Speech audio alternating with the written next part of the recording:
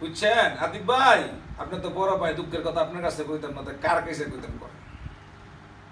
দুঃখের কথাটা আমি তো বড় ভাইয়ের কাছেই কই। বিষয়টা হয়েছে নেট চালায় অভ্যস্ত, 24 ঘন্টাই নেটের ভিতরে থাকুন লাগে, কাম কাজে নেট ভিত্তিক। এখন মনে করেন ওই আমরা যে লিঙ্ক 3, এই লিঙ্ক 3-র মধ্যে মনে করেন আগুন লাগছে, আগুন লাইকা সার্ভার টারবার যা আছে সব পুড়ে গেছে গা। এখন এটা ঠিক হইব। সকালবেলা ফোন দিছি, ফোন দিয়া কইতাছে বিকাল পর্যন্ত কমপ্লিট হয়ে যাবো। যাক, বিকাল থেকে সময় গড়ায় গেল সন্ধ্যায়, সন্ধ্যা থেকে আসলো রাত 9টা বাজে, খবর নাই, আয় না নেট, আয় না। নেট তো চালায় মনে করেন যে অভ্যাস করে দিচ্ছে, অভ্যাসটা করে দিছে। এখন গেছি নেটের খবর নিয়ে গেছি ওই যে ফ্লেক্সিলের দোকানও এমবি কিনতে, জিবি কিনতে। মানে পাইছি একটা মনে করেন 4 জিবি 3 দিন মেয়াদ 69 টাকা।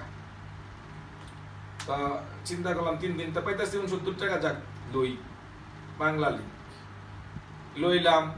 লওয়ার পরে 5টা মিনিট মনে করেন গড়াইতে পারি নাই, মেসেজ আইছে 1 জিবি 9 টাকা। এই যে কোম্পানি মোবাইলটার ভিতরে টাকা ঢুকানোর পরে যে লোভনীয় অফারটা দেয়, দিয়া যে পকেট কাটে জনগণের, আবার 3 দিনের ভিতরে মনে করেন 4 জিবি শেষ হইল না, আবার ওই ম্যাচ শেষ হইতে আমার মনে করেন 2 জিবি রয়ে গেছে।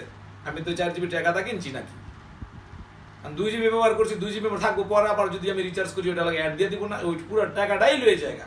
এই যে কোম্পানিগুলো যে বাটপারি শুরু করছি, জনগণের যে পকেট কাটতেছে এইভাবে, এটার কি কোনো এই তত্ত্বাবধায়ক সরকারে কি এর কোনো ব্যবস্থা নিত না নাকি? আমাকে তত্ত্ব উপদেষ্টা নাহিদ ইসলাম কি করে রে ভাই, ইয়াং পোলাপাই দিচ্ছি আমরা, ও কি ঘোড়ার গাছ কাটে নাকি? এই যে টাকাগুলো যে কোম্পানি নিতেছে, এটা কি দেখতো না? দেখা উচিত না জনগণের?